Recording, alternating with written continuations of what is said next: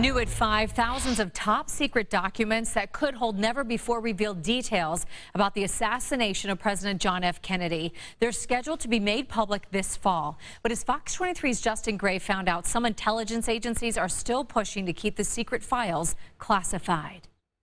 It comes down to one person to decide if we finally see these long classified documents: President Trump. The downtown area. If you were alive on November 22nd, 1963, you know where you were. I was in a grocery store carriage, my mother tells me. Even if you were born in the decades after, you've still seen the images and heard about what happened on that tragic day. We just actually went to Dealey Plaza about 2 weeks ago and visited the Sixth Floor Museum. But more than 50 years after the assassination of John F. Kennedy, more than 3,000 documents remain classified, top secret, locked up inside the National Archives. Do you think there could be things in these documents that disputes the official Warren Report account? Oh, yes. By law, all the documents related to the investigation must be unsealed and made public by October.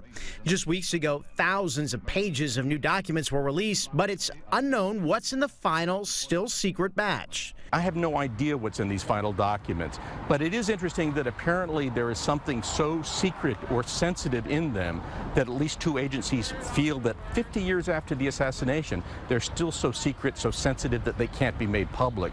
And I got to wonder what's in there.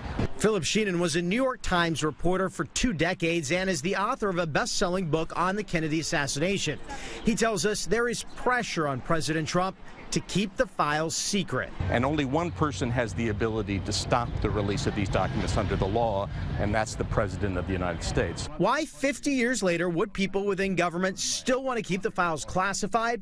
Like with anything else related to that day, there are lots of theories.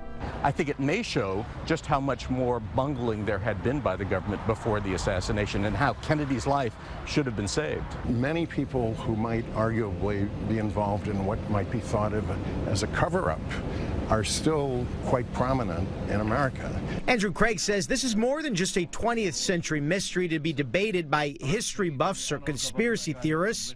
Why in 2017 should people care about this? Because it's the Rosetta Stone to current affairs. The files of how the FBI, CIA, Justice Department, and others investigated that notorious day could be a window, Craig says, into how those agencies investigate high-profile cases in the present day.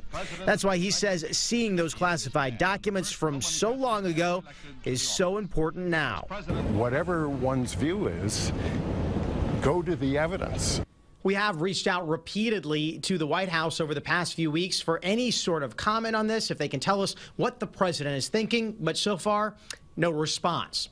Reporting in Washington, covering news that matters, Justin Gray, Fox 23 News.